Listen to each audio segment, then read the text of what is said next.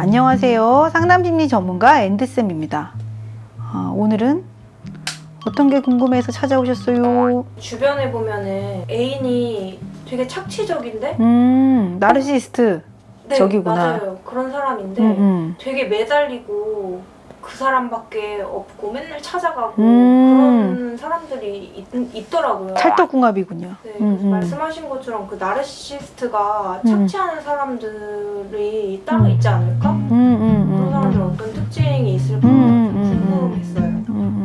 그러니까 나르시시스트들하고 찰떡궁합인 사람들, 자기가 누구에게 이용되고 헌신될 때 굉장히 행복한 사람들이 있죠. 이용당할 때 행복한. 네네네.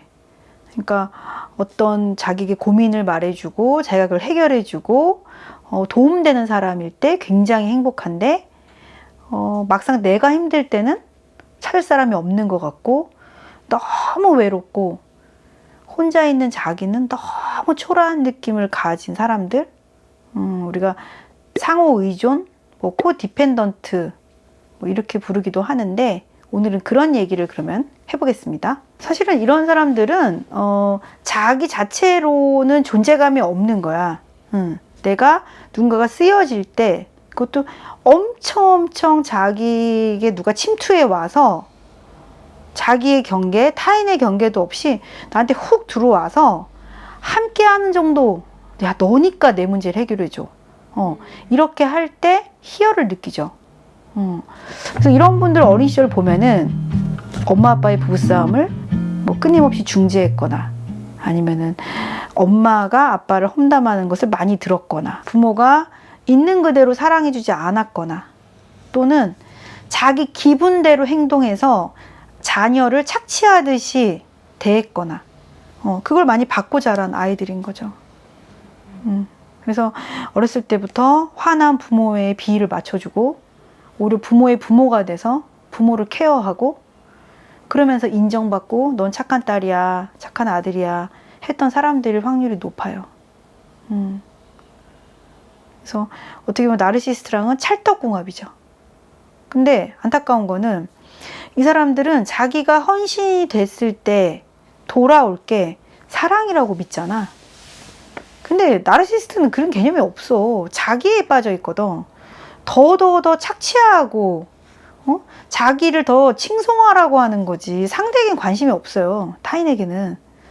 그래서 이게 둘이 딱 결합이 되면은 이 코디펜던트 이들은 더 사실 외로워져. 더 자기를 침범하기만 하지 돌아오는 보상이 없거든. 사랑해주고 돌봐주지 않거든. 나르시시스트들은. 물론 그 정도의 차이가 있겠죠. 나르시시스트들도 뭐 착취가 뭐 좀 더 뭐 소시오패스적일 수도 있고 그에 따라 뭐 양상의 정도는 다르겠지만 어쨌든 그들은 잘 결합될 수 있으나 악순환으로 돌아간다. 우리가 늘 똑같은 거예요. 사실 삶의 어려움은 충분히 나 자체로 사랑받지 못한 결핍 때문에 우리가 다 힘든 건데 이분들에겐 이게 너무나 외로움. 그러니까 어떻게 보면 헌신 중독이야. 그래서 사랑 중독이라고도 하는데 끊임없이 누구를 갈망하게 된 거야. 누가 경계 없이 나를 침범할 때 내가 그와 한 사람이 된 마치 동일한 정도로 가까워진 것 같은 착각을 갖게 되는 거죠. 참 힘든 삶이에요. 그래서 이거를 우리가 좀 이네이블러, 조정자랑 조금 비교해서 많이 얘기를 하는데 이네이블러는 조정자라고 보통 얘기를 하고 코디펜던트들은 상호 의존을 이끌어낸다 이렇게 말을 하는데 이네이블러는 이런 거야. 내가 저 사람한테 도움을 주고 싶어. 근데 알고 봤더니 내가 저 사람을 돕는 게 아니라 저 사람을 망치고 있었네? 이걸 알면 나의 행동을 멈출 수 있어요. 중재할 수 있는 능력이 있는 거예요. 그러니까 예를 들면 자기 배우자가 알코올 중독이거나 도박 중독일 때 계속 문제들을 해결해줘. 안타까우니까. 뭐 사고 치면은 돈으로 해결해주고 마음이 아프니까 해주는 거야. 근데 봤더니 이 사람이 책임감이 길러지지가 않아. 내가 계속 이렇게 대처했기 때문에 그러면 마음이 아프지만 멈춰요. 저 사람이 아무리 괴롭다고 해도 내가 멈춰야 되구나 하고 멈추는 게 이네이블러라고 하는 조정자들이라면 이 코디펜던트들은 내가 살기 위해서 안 놓는 거야. 그러거나 말거나 내가 저 사람한테 희생될 때 원망이 생기긴 하지만 그래야 내 존재감이 있는 거야. 왜? 저 사람 나 절대 안 떠날 거잖아. 내가 저 남자한테 맞아주면 너무 화나지만 아휴, 저 사람 저 때만 빼면 좋은 사람이야. 참 불쌍한 사람이에요. 얼마나 속이 여린데요. 이렇게 자꾸 합리화해서 이해하면서 자기 존재감을 만드는 사람들이에요. 근데 방금 지금 친구 얘기한 것처럼 남이 보기에는 객관적으로 분명히 사랑하지 않는 것 같거든? 이용하는 것 같거든? 근데 이 사람들이 그걸 못 봐. 왜 못 본지 아세요? 자기를 속여요. 내가 저 사람을 갈망하는 마음이 너무 크기 때문에 아니야, 저 사람이 행동은 저렇게 해도 속이 깊어. 저 사람은 나밖에 없어. 자꾸만 자기를 속여요. 근데 사실은 더 깊이 얘기해보면 알아요. 이 사람들은 사랑받고 싶은 게 너무 크기 때문에, 그 인정 중독이 크기 때문에 상대가 눈빛만 변해도 알거든요. 조금 예전과 다르다. 싸하다. 알아차려요. 근데 자기 마음에서 그걸 차단해. 아니야, 저 사람 나밖에 없어. 자기의 욕구가 너무 클 때는 우리가 자꾸 상황을 객관적으로 보기 어렵거든요. 이 사람들이 객관적으로 안 봐요. 맞아요. 그래서 누가 뜯어말릴 수가 없어. 되게 의존하는 성격의 친구를 봤을 때 그의 부모님들은 삶의 자기 고민이 다 부모가 해결해주는 그런 친구였어요. 뭐 친구 관계든 뭐 그 친구 꿈이든 뭐든 다 엄마가 선택해서 마마보이, 마마걸 같은 거네. 네, 이런 사람들도 이런 코디펜던트가 될 수 있어요? 조금 다른 것 같은데 방금 말한 개념은 의존적 성향 같거든요. 코디펜던트랑 예. 코디펜던트는 오히려 아무도 나를 아껴주지 않고 너무나 외롭게 커서 그냥 나답게 큰 게 아니라, 그리고 부모가 나를 찾아온 것은 내가 부모를 돌볼 때, 부모에게 어떤 기능을 할 때, 어렸을 때 부모의 부모가 된 아이들 같거든요.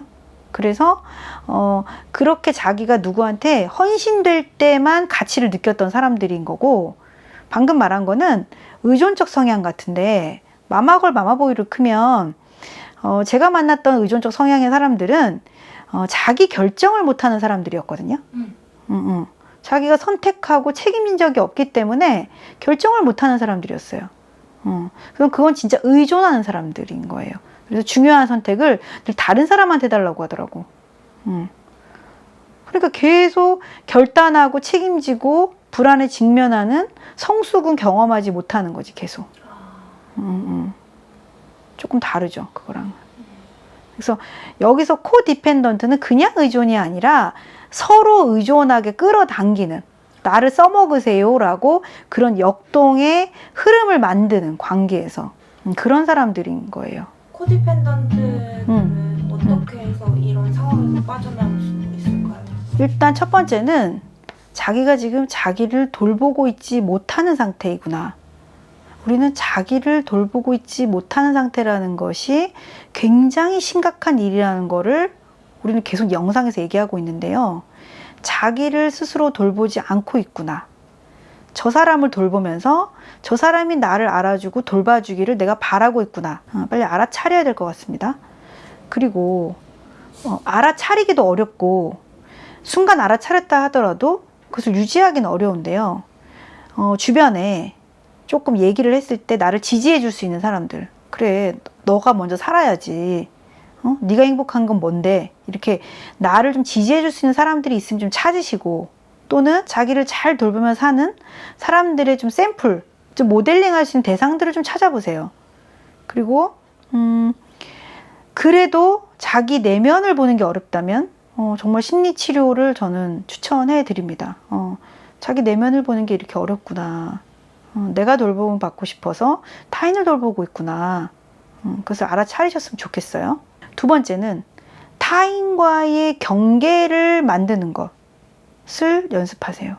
그러니까 우리는 충분히 사랑받았으면 나는 여기까지 허용할게, 더는 내가 못해줘 라는 선을 만들고 그것을 타인에게 요청할 수 있게 되거든요.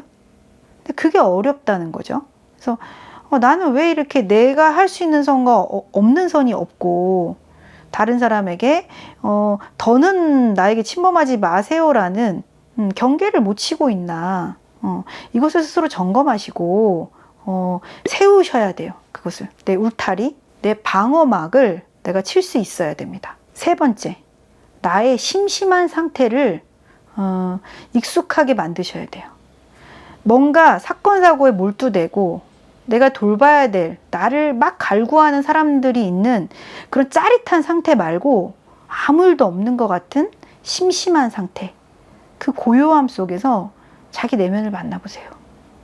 굉장히 외롭고 굉장히 초라하고 아무도 나를 찾아와 주지 않는 것 같은, 어떻게 보면 굉장히 쓸쓸한 그런 아이를 만날 수도 있는데요. 그 내면에 진짜 자기를 만나야 되는 거거든요.